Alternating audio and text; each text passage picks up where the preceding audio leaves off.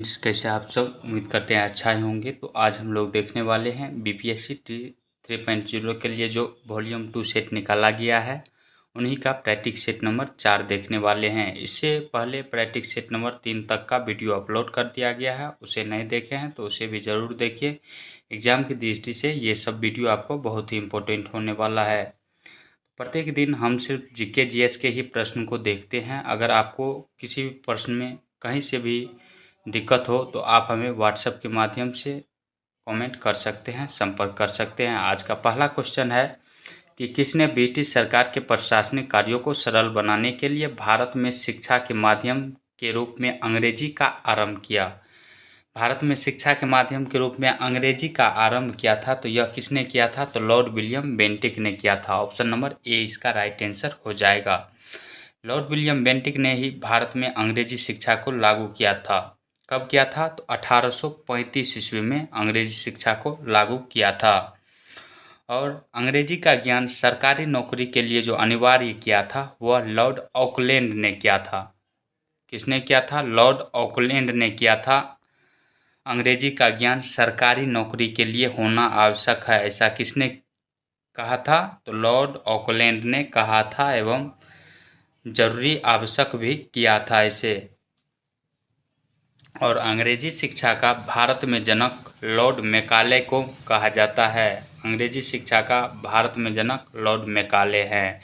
इसके बाद अगला नंबर क्वेश्चन है कि जहां केवल कायरता और हिंसा के बीच चुनाव करना हो तो वहां मैं चाहूँगा कि अपनी बेइज्जती को असहाय नज़रों से देखते रहने के बदले भारत अपनी प्रतिष्ठा की रक्षा करने के लिए हथियारों का सहारा ले। यह कथन किसका है? यह कथन जो है महात्मा गांधी का है। ऑप्शन नंबर बी इसका राइट आंसर हो जाएगा। महात्मा गांधी ने ही सत्य और अहिंसा में विश्वास करते थे और गांधी जी जो है सत्य के लिए हिंसा को भी मंजूर माना था। सत्य के लिए हिंसा गांधी जी को मंजूर था। इसके बाद अगला नंबर क्वेश्चन है कि निम्नलिखित में से सुमेलित करना है, आपको मिलान करना है इसमें। ये सब क्या है? पत्रिका है। ये सब क्या है? इसके संस्थापक हैं।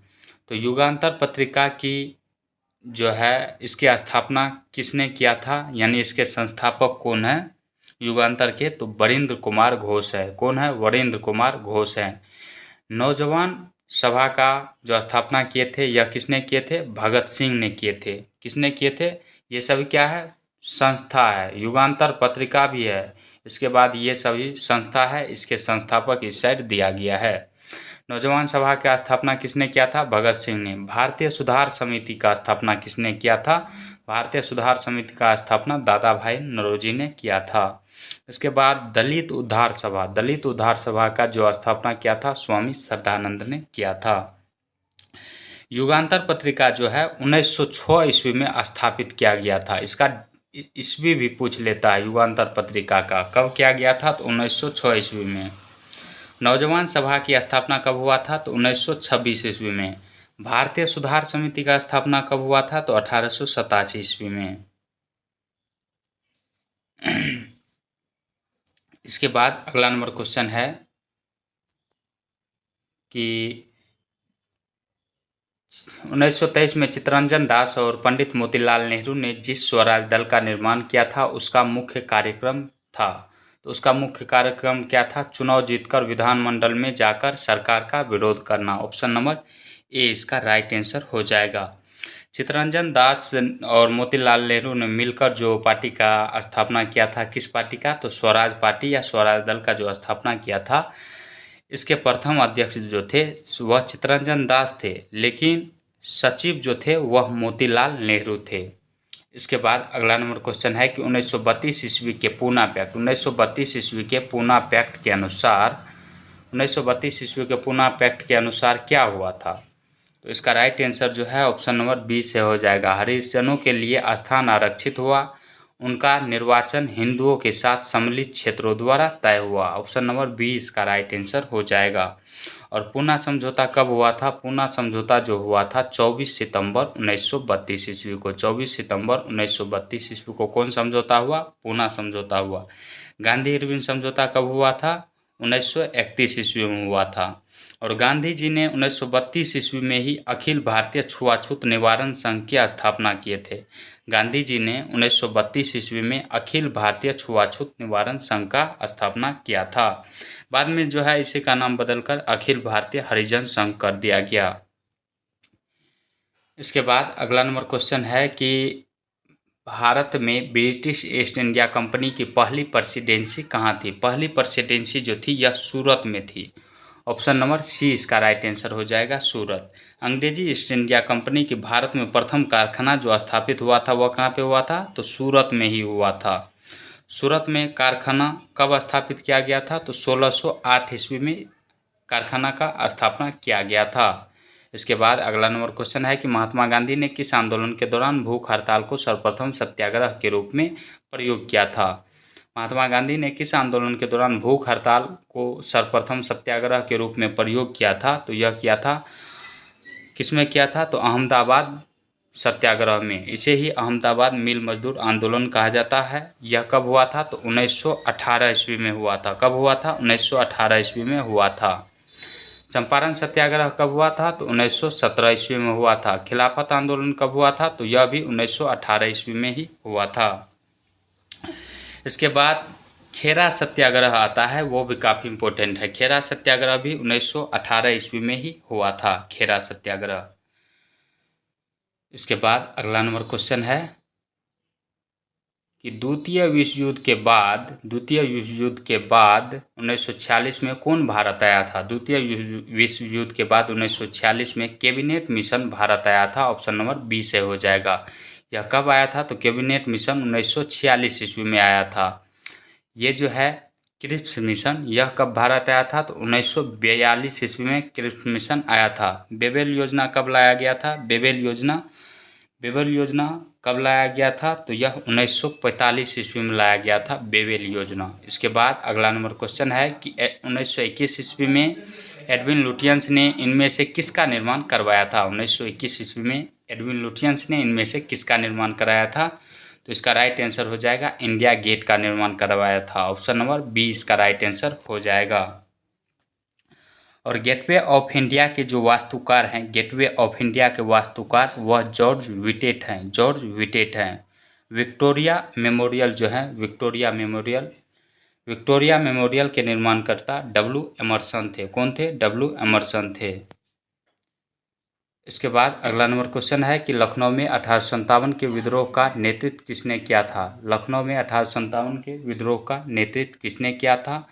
तो यहाँ से किसने किया था नेतृत्व? बेगम हजरत महल ने। ऑप्शन नंबर बी इसका राइट आंसर हो जाएगा, बेगम हजरत महल ने यहाँ से नेतृत्व किए थे। और तात्या टोपे जो थे, तात्या टोपे यह कहाँ से नेतृत्व किए थे? तो कानपुर से नेतृत्व किए थे। किसका? तो सैन्य नेतृत्व किए थे। कानपुर से नाना साहब भी नेतृत्व किए थे। नाना साहब का मूल नाम क्या है? धोंदू पंत है। और तात्या टोपे का वास्तविक नाम जो है वह रामचंद्र पांडुरंग है। इसके बाद वीर सावरकर जो है 1857 के विद्रोह को प्रथम स्वतंत्रता संग्राम कहा था। इसके बाद अगला नंबर क्वेश्चन है कि भारतीय संविधान में निम्नलिखित में से किस शब्द का उल्लेख नहीं है? भारतीय संविधान में जो है संघवाद शब्द की चर्चा नहीं है। ऑप्शन नंबर ए इसका राइट आंसर हो जाएगा, नहीं ही पूछा गया है। समाजवादी गणतंत्र का चर्चा किया गया है लेकिन संघवाद का नहीं किया गया है। और भारतीय संविधान में संघीय व्यवस्था, एक है संघीय व्यवस्था कहाँ से लिया गया है? तो कनाडा के संविधान से लिया गया है। इसके बाद अगला नंबर क्वेश्चन देखते हैं कि सामूहिक विनाश के हथियार और उसकी वितरण प्रणाली संशोधन विधेयक 2022 में डैश में संशोधन किया गया। तो किस में संशोधन किया है? तो इसका राइट आंसर जो है ऑप्शन नंबर बी से हो जाएगा, सामूहिक विनाश के हथियारों और उसकी वितरण प्रणाली, यानी गैर कानूनी हथियारों पर गतिविधियों पर पाबंदी लगाया गया अधिनियम 2005 में संशोधन करके। इसके बाद अगला नंबर क्वेश्चन है कि भारतीय संविधान का अनुच्छेद 51A डैश से लागू है। तो भारतीय संविधान का अनुच्छेद 51A जो है, भारतीय संविधान का अनुच्छेद 51A यह 3 जनवरी 1977 ईस्वी से लागू हुआ। कब से लागू हुआ? 3 जनवरी 1977 ईस्वी से लागू हुआ।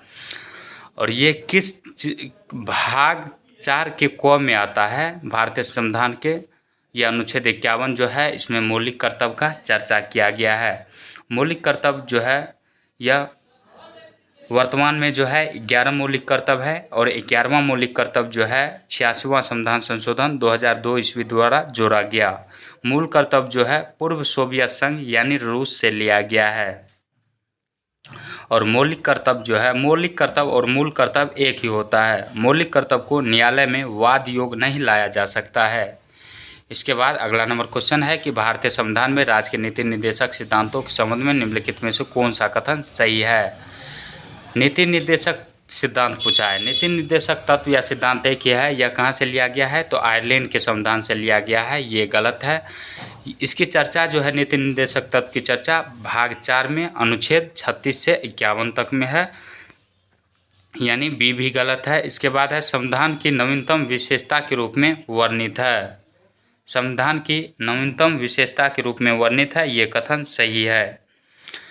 इसके बाद इसका राइट आंसर जो है ऑप्शन नंबर सी से हो जाएगा। इसके बाद अगला नंबर क्वेश्चन है कि भारतीय संविधान के किस अनुच्छेद में उल्लेख है, किस अनुच्छेद में यह उल्लेख है कि जो कानून किसी भी मौलिक अधिकार के साथ असंगत है या उनका अल्पीकरण करते हैं, ऐसी असंगति की सीमा तक शून्य होंगे। तो यह कितना अनुच्छेद में कहा गया है, अनुच्छेद 13 में जो है अल्पीकरण की चर्चा है। किसकी चर्चा है, अल्पीकरण की चर्चा है। अनुच्छेद 14 में जो है विधि के समक्ष समता है। अनुच्छेद 15 में जो है धर्म, लिंग, जाति, स्थान के नाम पर आप भेदभाव नहीं कर सकते हैं। अनुच्छेद 16 में जो है अवसर की समानता या लोक नियोजन की समता है। अनुच्छेद 17 में जो है उसमें छुआछूत का अंत किया गया है। अनुच्छेद 18 में उपाधियों का अंत किया गया है। अनुच्छेद 19 में जो है प्रेस की स्वतंत्रता है। इसके बाद अगला नंबर क्वेश्चन है कि मानव विकास सूचकांक के संदर्भ में इनमें से कौन सा कथन गलत है, कौन सा कथन गलत है वह पूछा गया है। तो इसका राइट आंसर जो है ऑप्शन नंबर सी से हो जाएगा। यह जो है जन्म दर और मृत्यु दर मानव विकास सूचकांक के महत्वपूर्ण घटक नहीं है। मानव विकास सूचकांक जो है, मानव विकास सूचकांक यह किसका रिपोर्ट जारी करता है, तो स्वास्थ्य, शिक्षा और जीवन स्तर को माप करता है। स्वास्थ्य, शिक्षा और जीवन स्तर का माप करता है कौन, मानव विकास रिपोर्ट। इसके बाद अगला नंबर क्वेश्चन है कि भारत के सबसे ऊंचे जलप्रपातों में से एक जोग जलप्रपात किस नदी पर महाजलप्रपात है। तो यह जो है जोग जलप्रपात यह कहाँ पे है, कर्नाटक में शरावती नदी पर स्थित है। ऑप्शन नंबर ए सही हो जाएगा। नर्मदा नदी पर जो है धुआंधार जलप्रपात है, कपिलधारा जलप्रपात है। उसके बाद अगला नंबर क्वेश्चन है कि भारत के किस शहर को उसके ऑटोमोबाइल उद्योग के कारण डेट्राइट ऑफ इंडिया कहा जाता है। तो किस शहर को कहा जाता है, चेन्नई शहर को। इसका राइट आंसर जो है ऑप्शन नंबर बी से हो जाएगा, चेन्नई शहर को कहा जाता है। इसके बाद और रोचक पॉइंट यह है कि विश्व में दुपहिया वाहन का उत्पादन जो है वह भारत में ही सबसे ज़्यादा होता है। इसके बाद सबसे अधिक ट्रैक्टर जो हैं बनाए जाते हैं वह कहाँ पे बनाए जाते हैं, सबसे अधिक ट्रैक्टर भारत में ही बनाए जाते हैं। सबसे अधिक ट्रैक्टर भारत में ही बनाए जाते हैं। इसके बाद अगला नंबर क्वेश्चन है कि अंतर उष्णकटिबंधीय अभिसरण क्षेत्र ITCZ क्या है। तो यह क्या है, तो इसका राइट आंसर जो है ऑप्शन नंबर बी से हो जाएगा। विषुवत वृत्त पर स्थित एक निम्न वायु दाब वाला क्षेत्र है। ऑप्शन नंबर बी इसका राइट आंसर हो जाएगा। इसके बाद अगला नंबर क्वेश्चन है कि भारत में निम्नलिखित में से कौन सी फसल खरीफ की ऋतु में उगाई जा सकती है। भारत में निम्नलिखित में से कौन सी फसल खरीफ की ऋतु में उगाई जा सकती है, इसका राइट आंसर हो जाएगा कपास की फसल। कपास की फसल जो है यह खरीफ ऋतु में उगाई जाती है। खरीफ ऋतु का जो फसल है वह धान है, सोयाबीन है, अरहर है, तेल है, मूंग है, उड़द है, ज्वार है, बाजरा है, मूंगफली है, तंबाकू है, इसके साथ साथ कपास भी है। रबी फसल के अंतर्गत जो आता है वह गेहूं आता है, जौ आता है, मटर आता है, चना आता है, सरसों आता है, आलू आता है और मसूर आता है। इसके बाद खरीफ फसल जो बोया जाता है वह जून जुलाई में बोया जाता है खरीफ फसल, और अक्टूबर नवंबर में काट ली जाती है। और रबी फसल जो है यह अक्टूबर नवंबर में बोया जाता है और मार्च अप्रैल में काटा जाता है इसे। इसके बाद अगला नंबर क्वेश्चन है कि बिहार के निम्नलिखित जिलों में से कौन सा जिला नेपाल के साथ सीमा साझा नहीं करता है। नेपाल के साथ सीमा साझा नहीं करता है कौन सा जिला, तो पूर्णिया जिला। मधुबनी जिला, किशनगंज जिला सीमा साझा करता है। नेपाल के साथ जो है बिहार के 7 जिले सीमा साझा करते हैं, जिसमें से किशनगंज है, अररिया है, सुपौल है, मधुबनी है, सीतामढ़ी है, पूर्वी चंपारण है और पश्चिमी चंपारण है। और बिहार के साथ जो है नेपाल की सीमा 729 किलोमीटर लगती है। कितनी लगती है? 729 किलोमीटर लगती है। और भारत से नेपाल की सीमा यानी अंतर्राष्ट्रीय सीमा कितना लगता है, तो 1751 किलोमीटर भारत के साथ लगता है। वही नेपाल की सीमा बिहार के साथ 729 किलोमीटर लगता है। नेपाल की सीमा जो है भारत के उत्तराखंड, उत्तर प्रदेश, बिहार, पश्चिम बंगाल और सिक्किम राज्यों से जुड़ा हुआ है नेपाल की सीमा। इसके बाद अगला नंबर क्वेश्चन है कि बिहार में 1937 में गठित प्रथम भारतीय मंत्रिमंडल का सर्वप्रथम नेतृत्व किसने किया, तो किसने किया था 1937 में नेतृत्व? मोहम्मद यूनुस ने। इसका राइट आंसर जो है ऑप्शन नंबर बी से हो जाएगा, मोहम्मद यूनुस ने किया था। और बिहार का प्रथम प्रधानमंत्री पद पर मोहम्मद यूनुस को ही निर्वाचित किया गया था। बिहार का प्रथम प्रधानमंत्री पद पर किसे निर्वाचित किया गया था? मोहम्मद यूनुस को। कब? तो 1937 ईस्वी में ही, 1937 ईस्वी में ही यह निर्वाचित हुआ। और 1 अप्रैल 1937 को इसे उस पद पर बैठाया गया और इसकी पद समाप्ति जो हुई वह 19 जुलाई 1937 ईस्वी को ही हो गई। अगला नंबर क्वेश्चन है कि आधुनिक बिहार का निर्माता किसे माना जाता है? आधुनिक बिहार का निर्माता किसे माना जाता है? तो सच्चिदानंद सिन्हा को। ऑप्शन नंबर ए इसका राइट आंसर हो जाएगा। सच्चिदानंद सिन्हा जो थे वह संविधान सभा के प्रथम अध्यक्ष थे। सच्चिदानंद सिन्हा संविधान सभा के प्रथम अध्यक्ष थे। इसके बाद अगला नंबर क्वेश्चन है कि अंत्योदय कार्यक्रम सर्वप्रथम किस राज्य में शुरू किया गया? अंत्योदय कार्यक्रम जो है सर्वप्रथम राजस्थान राज्य में 1977 ईस्वी में लागू किया गया था। किस राज्य में? राजस्थान राज्य में। और अंत्योदय कार्यक्रम जो है, अंत्योदय कार्यक्रम की शुरुआत जो है भारत में जो है भारत सरकार द्वारा कब की गई? तो 2000 ईस्वी में शुरू किया गया। कब किया गया? अंत्योदय कार्यक्रम की शुरुआत 2000 ईस्वी में भारत सरकार द्वारा। इसके बाद अगला नंबर क्वेश्चन है जनगणना 2011 के अनुसार बिहार में साक्षरता दर है। जनगणना 2011 के अनुसार बिहार में जो है कुल साक्षरता दर कितना है? तो इसका राइट आंसर जो है ऑप्शन नंबर ई से हो जाएगा, इनमें नहीं दिया गया है। तो इसका राइट आंसर क्या हो जाएगा? ऑप्शन नंबर ई से हो जाएगा, 61.80% है 2011 के अनुसार बिहार की साक्षरता दर। और अब फर्स्ट चरण जो बीपीएससी जो एग्ज़ाम लिया था टीचर वाला, उसमें बिहार की महिला साक्षरता दर पूछा गया था। बिहार की महिला साक्षरता दर कितना है? तो 51.5% है, 51.5% है। और बिहार की पुरुष साक्षरता दर कितना है? बिहार की पुरुष साक्षरता दर 71.2% है, 71.2% है। इसके बाद अगला नंबर क्वेश्चन है कि संयुक्त राष्ट्र महासचिव एंटोनियो गुतेरेस द्वारा किस भारतीय को इंडोनेशिया में संयुक्त राष्ट्र रेजिडेंट समन्वयक नियुक्त किया गया? तो यह किसे नियुक्त किया गया? गीता सभरवाल को। ऑप्शन नंबर ए इसका राइट आंसर हो जाएगा, गीता सभरवाल को नियुक्त किया गया। इसके बाद अगला नंबर क्वेश्चन है कि फिडे टूर्नामेंट जीतने वाले सबसे कम उम्र के पुरुष शतरंज खिलाड़ी कौन बने हैं? पुरुष शतरंज खिलाड़ी जो बने हैं वह कौन बने हैं? तो डी गुकेश बने हैं। ऑप्शन नंबर बी इसका राइट आंसर हो जाएगा, डी गुकेश। डी गुकेश ने 17 साल की उम्र में ही फिडे कैंडिडेट शतरंज टूर्नामेंट जो है 2024 में जीतकर इतिहास रच दिया है। इसके बाद अगला नंबर क्वेश्चन देखते हैं। अगला क्वेश्चन है कि हाल ही में सेंग खिलहांग महोत्सव किस राज्य में मनाया गया? हाल ही में सेंग खिलहांग महोत्सव किस राज्य में मनाया गया? तो यह किस राज्य में मनाया गया था? तो इसका राइट आंसर जो है ऑप्शन नंबर सी से हो जाएगा, मेघालय राज्य में मनाया गया था। मेघालय राज्य में और भी महोत्सव मनाए जाते हैं, जैसे गारो महोत्सव, और एक काफ़ी इम्पोर्टेंट है नोंग करेम महोत्सव। नोंग करेम महोत्सव या त्यौहार यह कहाँ पे मनाया जाता है? तो मेघालय राज्य में ही मनाया जाता है। अगला क्वेश्चन है कि विश्व पृथ्वी दिवस 2024 की विश्व पृथ्वी दिवस 2024 किस थीम के साथ मनाया गया है? किस थीम के साथ मनाया गया है? तो ग्रह बनाम प्लास्टिक के थीम के साथ इसे मनाया गया है। ऑप्शन नंबर 20 का राइट आंसर हो जाएगा। विश्व पृथ्वी दिवस जो मनाया जाता है यह कब मनाया जाता है? तो प्रत्येक वर्ष 22 अप्रैल को मनाया जाता है। कब मनाया जाता है? तो प्रत्येक वर्ष 22 अप्रैल को मनाया जाता है। इसके बाद अगला नंबर क्वेश्चन है, और ये टाइपिंग मिस्टेक है। अगला नंबर क्वेश्चन था 81 नंबर का कि भारत की पहली गति शक्ति अनुसंधान पीठ कहाँ स्थापित की जाएगी और किसके द्वारा स्थापित की जाएगी? क्वेश्चन था 80 नंबर का कि भारत की पहली गति शक्ति अनुसंधान पीठ कहाँ और किसके द्वारा स्थापित की जाएगी? तो IIM के द्वारा शिलोंग में स्थापित की जाएगी। ऑप्शन नंबर 20 का राइट आंसर हो जाएगा।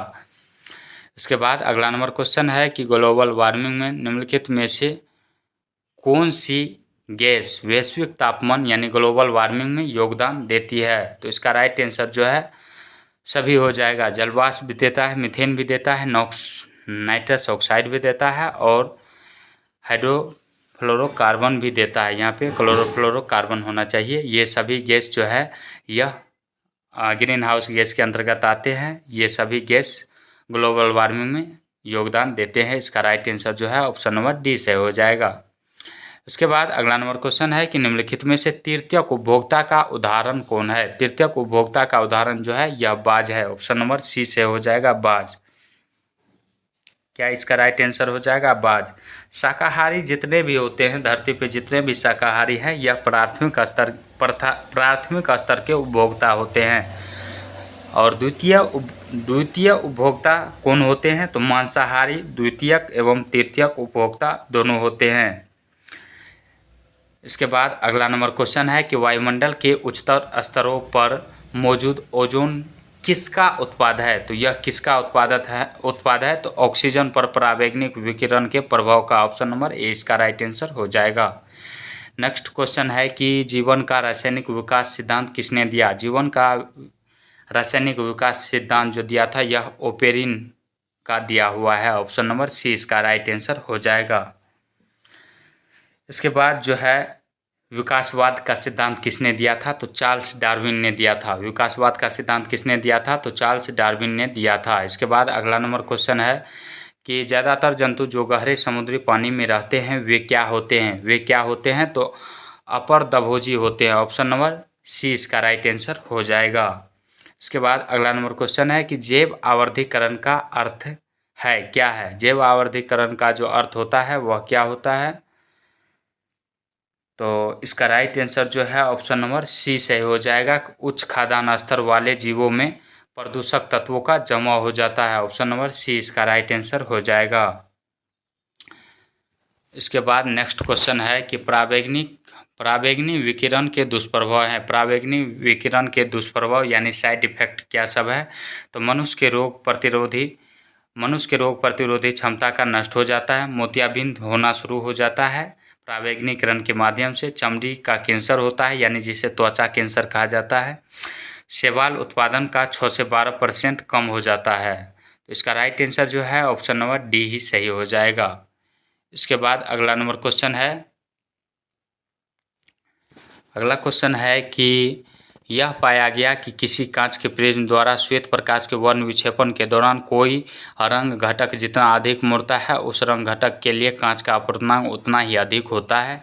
यदि म्यू वाई जो है वाई भी और जी, वाई यानी येलो पीला रंग के लिए है, भी यानी वायलेट किस रंग को कहते हैं? वायलेट किस रंग को कहा जाता है? तो वायलेट बैंगनी रंग को कहा जाता है। ग्रीन जो है जी से ग्रीन यानी हरा रंग को कहा जाता है। तो ये सभी, और म्यू जो है म्यू को अपवर्तनांक कहा जाता है। अपवर्तनांक के लिए यहाँ पे म्यू शब्द का प्रयोग किया गया है। तो यह जो है ये यानी येलो रंग का जो है अपवर्तनांक यह ग्रीन से छोटा होता है मगर वायलेट से छोटा नहीं होता है। तो ये कथन जो है गलत है, यही गलत पूछा गया है।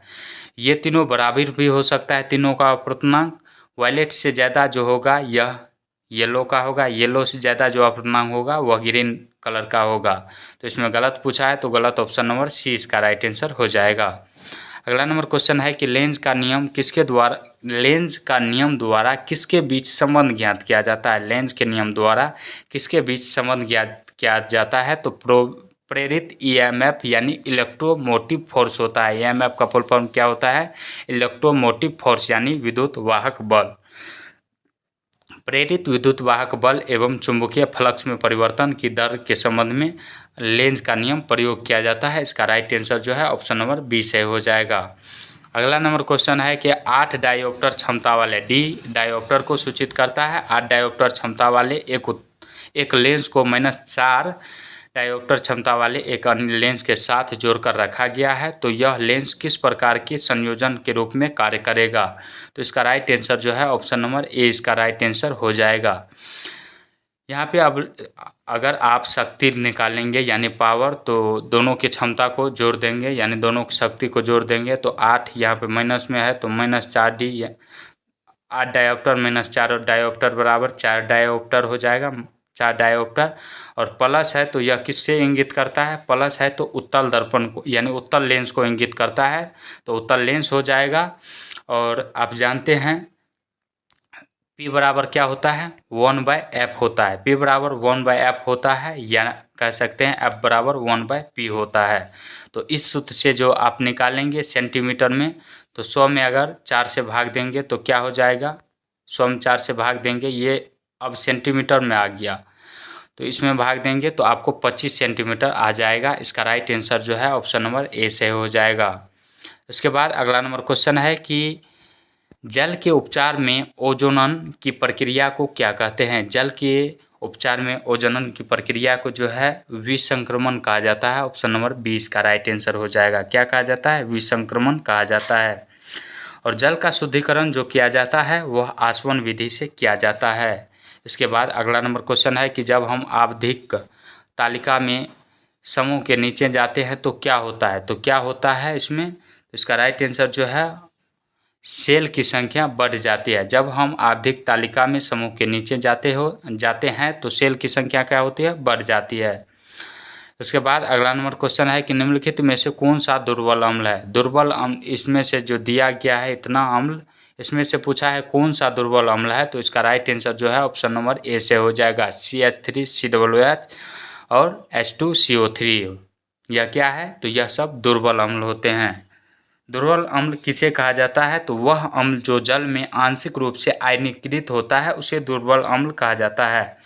वह अम्ल जो जल में आंशिक रूप से आयनीकृत होता है उसे दुर्बल अम्ल कहा जाता है। इसके बाद अगला नंबर क्वेश्चन है कि निम्नलिखित में से अर्धसूत्रण के लिए कौन सा कथन सत्य नहीं है। अर्धसूत्रण के लिए जो है इनमें से कौन सा कथन सत्य नहीं है। तो इसका राइट आंसर जो है ऑप्शन नंबर बी से हो जाएगा। अर्धसूत्रण के परिणामी कोश में गुणसूत्र की संख्या दोगुनी हो जाती है। नहीं, दोगुनी नहीं बल्कि आधी हो जाती है। तो यही कथन गलत था। ऑप्शन नंबर बी ही इसका राइट आंसर हो जाएगा, गलत ही पूछा गया था। अगला क्वेश्चन है कि खाना बनाने एवं स्वाद हेतु प्रयोग किया जाने वाला अदरक एवं राइजोम जो है यह निम्न में से क्या होते हैं। तो ये सब जो होते हैं भूमिगत तना होते हैं। हल्दी भी भूमिगत तना ही है। इसका राइट आंसर जो है ऑप्शन नंबर ए से हो जाएगा। इसके बाद अगला नंबर क्वेश्चन है कि मुस्लिम लीग के 1943 के कराची अधिवेशन में कौन सा नारा दिया गया था। मुस्लिम लीग के 1943 के कराची अधिवेशन में जो है इनमें से कौन सा नारा दिया गया था। तो बांटो और छोड़ो का नारा दिया गया था। किसका नारा दिया गया था? तो बांटो और छोड़ो का नारा दिया गया था। ऑप्शन नंबर सी इसका राइट आंसर हो जाएगा। और मुस्लिम लीग ने ही 1940 के लाहौर अधिवेशन में 2 राष्ट्र का प्रस्ताव पारित किया था। मुस्लिम लीग ने 1940 ईस्वी में, कब? 1940 ईस्वी में कांग्रेस के लाहौर अधिवेशन में 2 राष्ट्र का प्रस्ताव पारित किया था। और मुस्लिम लीग की स्थापना जो है कब की गई? 1906 ईस्वी में। मुस्लिम लीग की स्थापना 1906 ईस्वी में आगा खां एवं सलीमुल्लाह खां ने किया था। कहाँ पे किया था? तो बांग्लादेश की राजधानी ढाका में किया था। उस समय बांग्लादेश भारत में ही था। अगला नंबर क्वेश्चन है कि उस पंजाबी मुसलमान का नाम बताए जो कैम्ब्रिज का छात्र था और जिसने 1933 में पाकिस्तान नामक शब्द गढ़ा था। यानी पाकिस्तान नामक शब्द किसने गढ़ा था? जो पंजाबी मुसलमान था और कैम्ब्रिज विश्वविद्यालय का छात्र था, तो यह था चौधरी रहमत अली। इसका राइट आंसर जो है ऑप्शन नंबर बी से हो जाएगा। इसके बाद अगला नंबर क्वेश्चन है कि महात्मा गांधी ने किस अधिनियम के विरोध में लोगों से 6 अप्रैल 1919 के एक दिन के लिए अहिंसक विरोध प्रदर्शन दर्शाने को कहा? अहिंसक विरोध दर्शाने को कहा, तो यह किस में कहा था? तो रॉलेट एक्ट में कहा था। रॉलेट एक्ट कब आया था? तो 1919 ईस्वी में आया था। इसके बाद अगला नंबर क्वेश्चन है कि भारतीय स्वतंत्रता संग्राम के दौरान दिल्ली चलो का नारा किसने दिया था? दिल्ली चलो का नारा सुभाष चंद्र बोस ने दिया था। ऑप्शन नंबर 20 का राइट आंसर हो जाएगा। दिल्ली चलो का नारा जो है किसने दिया था? सुभाष चंद्र बोस ने दिया था। कहाँ से दिया था? तो सिंगापुर से दिया था। और एक नारा और भी दिया था कि तुम मुझे खून दो मैं तुम्हें आज़ादी दूंगा। यह कथन किसका है? तो सुभाष चंद्र बोस का ही है। इसके बाद अगला नंबर क्वेश्चन है कि भारत के किस वायसराय ने देशी भाषा प्रेस अधिनियम का प्रस्ताव दिया था? भारत के किस वायसराय ने देशी भाषा प्रेस अधिनियम का प्रस्ताव दिया था? तो इसका राइट आंसर जो है ऑप्शन नंबर बी से हो जाएगा। लॉर्ड लिटन ने दिया था। ऑप्शन नंबर बी से हो जाएगा। इसके बाद लॉर्ड लॉरेंस जो है यह 1865 ईस्वी में भारत एवं यूरोप के बीच प्रथम समुद्री टेलीग्राफ सेवा शुरुआत की थी। प्रथम समुद्री टेलीग्राफ सेवा जो है भारत एवं यूरोप के बीच किसने शुरू की थी? तो लॉर्ड लॉरेंस ने किया था। कब किया था? 1865 ईस्वी में किया था। और लॉर्ड रीडिंग इसके कार्यकाल में 1921 ईस्वी में केरल में मोपला विद्रोह हुआ था। लॉर्ड रीडिंग के समय में ही केरल में मोपला विद्रोह हुआ था। इसके बाद अगला नंबर क्वेश्चन है कि भारतीय संविधान के निम्नलिखित में से किस अनुच्छेद में सहकारी समितियों के गठन का अधिकार है? सहकारी समिति के गठन का अधिकार भारतीय संविधान के किस अनुच्छेद में है? तो यह किस अनुच्छेद में है? तो इसका राइट आंसर जो है ऑप्शन नंबर बी से हो जाएगा। अनुच्छेद 19 के सी में है। ऑप्शन नंबर 20 का राइट आंसर हो जाएगा। इसके बाद अगला नंबर क्वेश्चन है कि किसने भारतीय संघीय व्यवस्था को सौदेबाजी संघवाद के रूप में वर्णित किया? तो यह किसने किया था? तो मॉरिस जोन्स ने किया था। ऑप्शन नंबर सी से हो जाएगा। मॉरिस जोन्स ने किया था। इसके बाद अगला नंबर क्वेश्चन है कि भारतीय संविधान के संदर्भ में निम्नलिखित कथनों पर आपको क्या करना है? विचार करना है। निम्नलिखित कथनों पर विचार करना है। तो दिया गया है कि भारत में संविधान सभा का विचार एम.एन. राय ने सर्वप्रथम 1934 में दिया था। ये भी कथन क्या है? सही है। इसके बाद जो है ब्रिटिश सरकार ने सर्वप्रथम क्रिप्स मिशन द्वारा भारत में संविधान भारतीयों के द्वारा बनाया जाएगा यह स्वीकार किया था। नहीं, इसमें नहीं कहा था। इसके बाद जो है संविधान सभा में हैदराबादी रियासत से 7 सदस्य भाग लिया था। 7 सदस्य, कोई भी सदस्य इसमें भाग नहीं लिया था, लेकिन 7 सदस्यों के द्वारा लिया जाना था, मगर कोई भी सदस्य भाग नहीं लिया था। और संविधान सभा का कुल 11 सत्र हुआ था। ये भी सही है, यानी 1 और 4 दोनों सही है। तो इसका राइट आंसर जो है ऑप्शन नंबर बी से हो जाएगा। इसके बाद अगला नंबर क्वेश्चन है कि भारत के संविधान में निम्नलिखित में से किस संशोधन का संबंध पंचायती राज एवं नगर पालिका से है? पंचायती राज जो है यह 73वां संविधान संशोधन में है, और वहीं 74वां संविधान संशोधन में नगर पालिका की चर्चा की गई है। यानी 73वां 74वां दोनों इसका राइट आंसर हो जाएगा। 3 और 4 यानी ऑप्शन नंबर सी से हो जाएगा। इसके बाद अगला नंबर क्वेश्चन है कि भारत का राष्ट्रपति किसको संबोधित करके अपना त्यागपत्र अपने हाथ से लिखकर दे सकता है? तो यह उपराष्ट्रपति को लिखकर अपना त्यागपत्र दे सकता है। उपराष्ट्रपति 2 तरीके से हट सकता है, या तो वह त्यागपत्र दे दे, और या तो वह राष्ट्रपति जो हट सकता है वह त्यागपत्र देकर हट सकता है, या इस पर महाभियोग की प्रक्रिया लगाकर हटाया जा सकता है इसे। इसके बाद अगला नंबर क्वेश्चन है कि 2011-12 तक भारत के प्राथमिक क्षेत्र में कार्यरत महिलाओं का प्रतिशत कितना था? कार्यरत महिलाओं का जो प्रतिशत था वह 62.8% था। ऑप्शन नंबर ए इसका राइट आंसर हो जाएगा। 62.8%। और प्राथमिक क्षेत्र, यहाँ पे प्राथमिक क्षेत्र की बात की गई है। तो प्राथमिक क्षेत्र के अंतर्गत जो आता है, भूमि आता है, जल आता है, वनस्पति आता है, पशुपालन आता है और खनिज आता है। इसके बाद उद्योग जो आता है वह द्वितीयक क्षेत्र में आता है। सेवा क्षेत्र जैसे बैंकिंग और जो हो गया वह तृतीयक क्षेत्र यानी सेवा क्षेत्र में के अंतर्गत आता है। अगला नंबर क्वेश्चन है कि मनाली को लाहौल स्पीति घाटी से जोड़ने वाली सुरंग कौन सी है। मनाली को लाहौल स्पीति घाटी से जोड़ने वाली सुरंग कौन सी है, तो इसका राइट आंसर जो है ऑप्शन नंबर ए सही हो जाएगा, अटल रोड सुरंग। ऑप्शन नंबर ए इसका राइट आंसर हो जाएगा, अटल रोड सुरंग। ये जो अटल रोड सुरंग है यह हिमालय की पूर्व पंजाल श्रृंखला में अवस्थित रोहतांग दर्रे से होकर गुजरती है। इसके बाद अगला नंबर क्वेश्चन है कि कौन सी नदी तुमकुर जिले में देवरायन दुर्ग पहाड़ी के दक्षिणी भाग से निकलती है और कावेरी मिलने से पहले लगभग 221 किलोमीटर तक बहती है। तो यह कौन सी नदी है, तो शिमसा नदी है। ऑप्शन नंबर बी इसका राइट आंसर हो जाएगा, शिमसा नदी। शिमसा नदी जो है यह भारत के कर्नाटक राज्य में गुजरती है और यह नदी जो है कावेरी की सहायक नदी है। इसके बाद घाटप्रभा नदी जो है, घाटप्रभा नदी यह किस राज्य में बहती है, तो महाराष्ट्र और कर्नाटक दोनों राज्य में बहती है और यह जो है कृष्णा नदी की सहायक नदी है। घाटप्रभा नदी जो है कृष्णा नदी की सहायक नदी है। वही शिमसा नदी किसकी सहायक नदी थी, कावेरी की।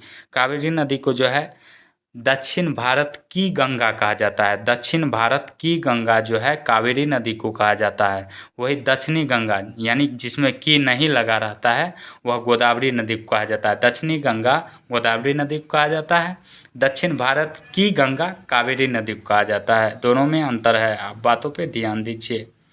अगला नंबर क्वेश्चन है कि अंडमान और निकोबार द्वीप समूह में स्लैश एंड बर्न कृषि को क्या कहा जाता है। अंडमान निकोबार द्वीप समूह में स्लैश एंड बर्न कृषि को क्या कहा जाता है, तो इसे डिपा के नाम से जाना जाता है। ऑप्शन नंबर सी से हो जाएगा, डिपा। और मिल्पा जो है, ऑप्शन नंबर ए में मिल्पा जो दिया गया है यह पूर्वोत्तर पहाड़ी में आदिम जनजातियों द्वारा की जाने वाली झूम कृषि को जो है मिल्पा कहा जाता है। पूर्वोत्तर पहाड़ी में आदिम जनजातियों द्वारा की जाने वाली झूम कृषि को मिल्पा कहा जाता है और नागालैंड में की जाने वाली स्थानांतरित कृषि को झूम कृषि कहते हैं। इसके बाद अगला नंबर क्वेश्चन है कि इनमें से कौन सा जलमग्न भारत के तमिलनाडु को श्रीलंका के मन्नार की खाड़ी से पृथक करता है या जोड़ता है, एक ही बात होता है। पृथक करता है या जोड़ता है, तो यह है पाक जलमग्न। ऑप्शन नंबर सी इसका राइट आंसर हो जाएगा। सुंडा जलडमरू मध्य जो है यह किसको किसको अलग करता है। सुंडा जलडमरू मध्य जो है यह किसको किसको अलग करता है। ऑप्शन नंबर ए में जो दिया गया है यह जावा सागर को हिंद महासागर से अलग करता है। और बॉस जलडमरू मध्य जो है, बॉस जलडमरू मध्य यह तस्मान सागर को दक्षिणी सागर से अलग करता है। बॉस जलडमरू मध्य तस्मान सागर को दक्षिणी सागर से अलग करता है। इसके बाद अगला नंबर क्वेश्चन है कि इंडियन मिनरल्स ईयर बुक 2020 के अनुसार भारत में मैग्नीज का सर्वाधिक उत्पादन किस राज्य में होता है। इससे पहले सेट नंबर 3 में भी यह आपको बताए थे हम। वहाँ पे दिया गया है कि बॉक्साइट का सबसे ज़्यादा उत्पादन किस राज्य में होता था, वहाँ बताए थे हम मैग्नीज का भी। बॉक्साइट का सबसे ज़्यादा उत्पादन जो होता है यह बॉक्साइट का सबसे ज़्यादा उत्पादन उड़ीसा राज्य में होता है। वही मैग्नीज का सबसे ज़्यादा उत्पादन मध्य प्रदेश राज्य में होता है। मैग्नीज का उत्पादन सबसे ज़्यादा कहाँ पे होता है, तो मध्य प्रदेश में होता है।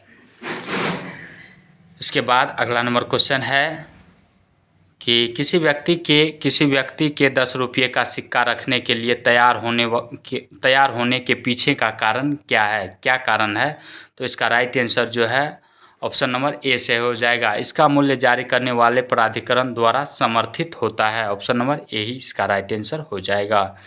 इसके बाद अगला नंबर क्वेश्चन है कि भारत की जनगणना 2011 के अनुसार भारत की किस राज्य की महिला साक्षरता दर सर्वाधिक है। भारत की जो सबसे ज़्यादा साक्षरता दर है वह केरल राज्य की है और महिला साक्षरता दर और पुरुष साक्षरता दर दोनों ही केरल राज्य की ही सर्वाधिक है।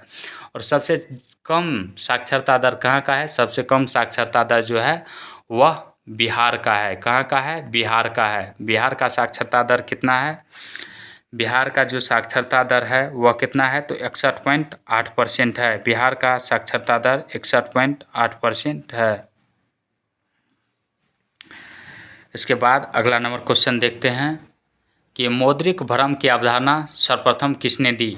मौद्रिक भ्रम की जो अवधारणा दी है यह सर्वप्रथम किसने दी, तो इरविंग फिशर ने दिया था। ऑप्शन नंबर 20 का राइट आंसर हो जाएगा, इरविंग फिशर ने दिया था। इसमें जो एडम स्मिथ है, एडम स्मिथ किसके लिए जाना जाता है, वेल्थ ऑफ नेशन पुस्तक के लिए जाना जाता है। वेल्थ ऑफ नेशन पुस्तक के लेखक कौन है, तो एडम स्मिथ है।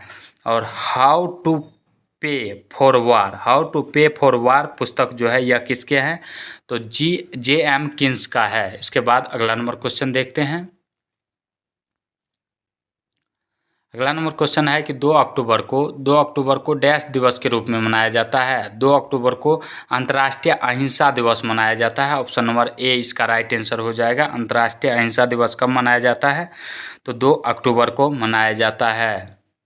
इसके बाद अगला नंबर क्वेश्चन है कि निम्न में से किस भारतीय खिलाड़ी को टाइम मैगजीन ने 2024 के सबसे प्रभावशाली 100 लोगों की सूची में शामिल किया है, तो किसको शामिल किया है इसमें, तो साक्षी मलिक को।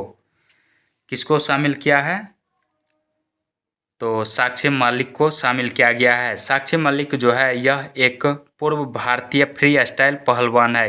क्या है, पूर्व भारतीय फ्री स्टाइल पहलवान है। इसके बाद अगला नंबर क्वेश्चन है कि हाल ही में अंतर्राष्ट्रीय पर्यटन एक्सपो का आयोजन कहाँ किया गया है। हाल ही में अंतर्राष्ट्रीय पर्यटन एक्सपो का आयोजन कहाँ किया गया है, तो यह नोएडा में किया गया है। ऑप्शन नंबर ए इसका राइट आंसर हो जाएगा। कहाँ किया गया है, नोएडा में।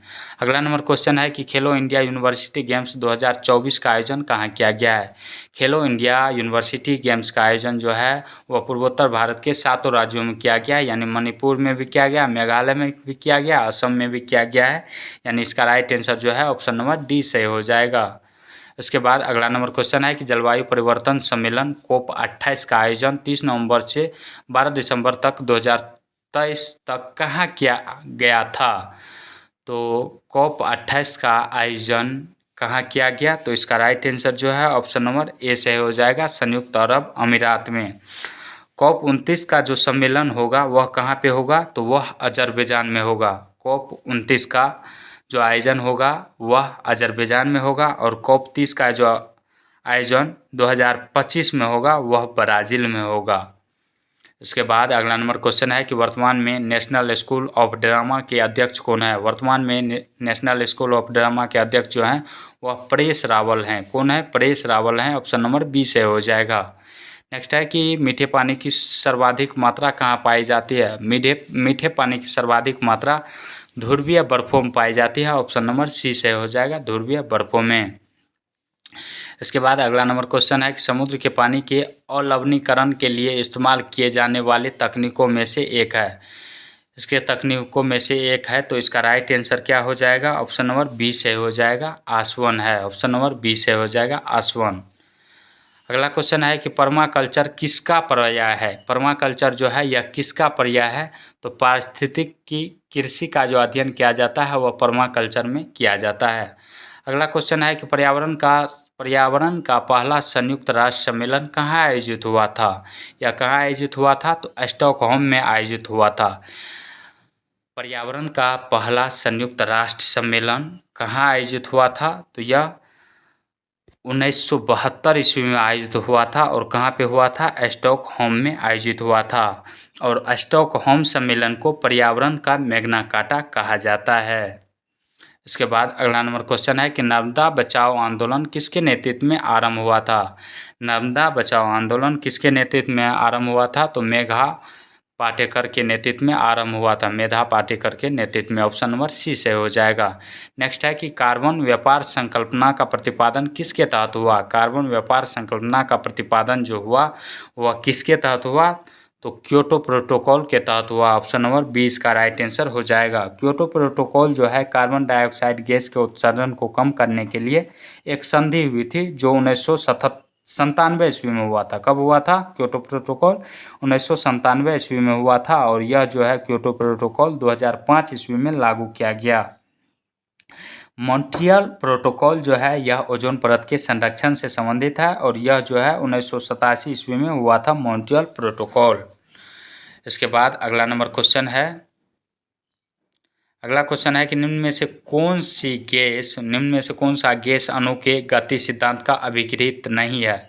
अभिकृत नहीं है तो इसका राइट आंसर जो है ऑप्शन नंबर बी से हो जाएगा। सभी अणुओं की चाल जो होती है वह समान होती है, नहीं समान नहीं होती है, यानी नहीं पूछा गया है तो इसका राइट आंसर जो है ऑप्शन नंबर बी ही सही हो जाएगा। इसके बाद अगला नंबर क्वेश्चन है कि यह दर्शाने के लिए कि एक सरल लोलक आवर्त गति कर रहा है का मानना आवश्यक है। यह दर्शाने के लिए कि एक सरल लोलक सरल आवर्त गति कर रहा है क्या मानना आवश्यक है। क्या मानना आवश्यक है तो इसका right answer option number C से हो जाएगा। दोलन का आयाम कम होता है, ऑप्शन नंबर सी सही हो जाएगा। और सरल लोलक जो होता है इसका आवर्तकाल, सरल लोलक का आवर्तकाल जो होता है वह लंबाई पर, लोलक की लंबाई पर और गुरुत्वीय त्वरण पर निर्भर करता है। इसके बाद अगला नंबर क्वेश्चन है कि किसी तने हुए डोरी में अनुप्रस्थ तरंग की चाल क्या होती है। किसी तनी हुई डोरी में अनुप्रस्थ तरंग की चाल क्या होती है तो इसका राइट आंसर जो है ऑप्शन नंबर बी से हो जाएगा। तनाव के वर्गमूल के अनुक्रमानुपाती होता है, ऑप्शन नंबर बी से हो जाएगा। इसके बाद नेक्स्ट क्वेश्चन है कि निम्नलिखित में से कौन सा कोलाइड का गुण नहीं है। निम्नलिखित में से कौन सा कोलाइड का गुण नहीं है तो इसका राइट आंसर जो है ऑप्शन नंबर बी से हो जाएगा। कोलाइड इससे गुजरने वाले प्रकाशपुंज को प्रकीर्णित नहीं कर सकता है, यानी कोलाइड का गुण नहीं पूछा गया है। नहीं, ये जो है कोलाइड इससे गुजरने वाले प्रकाशपुंज को प्रकीर्णित करता है, गलत पूछा गया है तो गलत यही है, ऑप्शन नंबर बी से हो जाएगा। और कोलाइड का क्या सब गुण है। कोलाइड जो होता है वह एक विषमांगी मिश्रण होता है। कोलाइड जो है बाह्य बल से मुक्त होने पर अस्थिर नहीं होते हैं। कोलाइड बाह्य बल से मुक्त होने पर अस्थिर नहीं होते हैं। कोलाइड जो है कोलाइड से गुजरने वाला प्रकाशपुंज जो होता है, कोलाइड से गुजरने वाला प्रकाशपुंज को प्रकीर्णित कर देता है। कोलाइड गुजरने वाला प्रकाशपुंज को क्या करता है, प्रकीर्णित कर देता है। कोलाइड प्रायः जो होता है यह अस्थायी होता है। इसके बाद अगला नंबर क्वेश्चन है कि मुद्रणालयों यानी प्रिंटिंग प्रेस में प्रयुक्त टाइप धातु किसका मिश्र धातु है। तो यह किसका मिश्र धातु है, ऑप्शन नंबर सी इसका राइट आंसर हो जाएगा। सीसा, टीन एवं एंटीमनी का, ऑप्शन नंबर सी इसका राइट आंसर हो जाएगा। इसके बाद अगला नंबर क्वेश्चन है कि एक प्रबल अम्लीय विलयन लिया जाता है तथा धीरे धीरे इससे बूंद बूंद क्षारक जोड़ा जाता है। इस प्रक्रिया में अवलोकन किए गए रंग का परिवर्तन का सही क्रम है। तो इसका राइट आंसर जो है ऑप्शन नंबर बी से हो जाएगा। सबसे पहले कौन सा रंग आएगा, प्रकीर्णन जो होगा तो सबसे पहले लाल रंग, उसके बाद होगा उसके बाद नारंगी होगा, उसके बाद पीला होगा, उसके बाद जो है हरा होगा, इसके बाद जो है नीला होगा, उसके बाद इंडिगो होगा, सबसे लास्ट में बैंगनी रंग का होगा। तो इसके बाद अगला नंबर क्वेश्चन है कि किसने लाइक क्यूअर्स लाइक होम्योपैथिक सिद्धांत का प्रस्तुत किया था। होम्योपैथिक सिद्धांत प्रस्तुत किया था तो यह किसने किया था, सैमुअल हैनीमैन ने, ऑप्शन नंबर 133 का बी इसका राइट आंसर हो जाएगा। और होम्योपैथी के जनक जो कहा जाता है, किसे कहा जाता है होम्योपैथिक के जनक, हैनीमैन को कहा जाता है। होम्योपैथिक के जनक हैनीमैन को कहा जाता है। इसके बाद अगला नंबर क्वेश्चन है कि निम्नलिखित में से कौन सा कथन सत्य है। निम्नलिखित में से कौन सा कथन सत्य है, सत्य कथन आपको बताना है, कौन सा कथन सत्य है।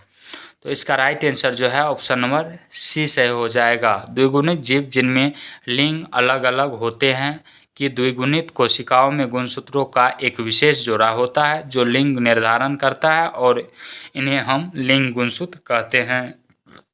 ऑप्शन नंबर बी इसका राइट आंसर हो जाएगा। इसके बाद अगला नंबर क्वेश्चन है कि निम्नलिखित में से कौन सा एंजाइम रक्त का थक्का बनाने में सहायता करता है। कौन सा एंजाइम रक्त का थक्का बनाने में सहायता करता है। तो वैसे एंजाइम ना पूछ के विटामिन पूछता तो विटामिन के हो जाता। विटामिन के रक्त का थक्का बनाने में सहायता करता है, लेकिन एंजाइम पूछा गया है यहाँ पे तो इसका राइट आंसर जो है ट्रिप्टेस हो जाएगा। ऑप्शन नंबर सी से हो जाएगा, ट्रिप्टेस एंजाइम। ये पेप्सिन भी एंजाइम ही है और रेनिन भी एंजाइम ही है। पेप्सिन जो होता है अमाशय यानी पेट में स्रावित होता है, और यह जो होता है पेप्सिन प्रोटीन के पाचन में सहायक होता है। और रेनिन जो है यह अमाशय में भी स्रावित होता है, रेनिन भी अमाशय में ही स्रावित होता है, यह भी दूध के पाचन में सहायता करता है। इसके बाद होता है एक एमाइलेज। एमाइलेज जो होता है वह अग्नाशय से स्रावित होता है, और यह जो है कार्बोहाइड्रेट के पाचन में सहायक होता है। इसके बाद यहाँ से रीजनिंग का प्रश्न शुरू होता है। तो आज का वीडियो आपको कैसा लगा कमेंट सेक्शन में ज़रूर बताएं। मिलते हैं नेक्स्ट वीडियो में, तब तक के लिए जय हिंद जय भारत।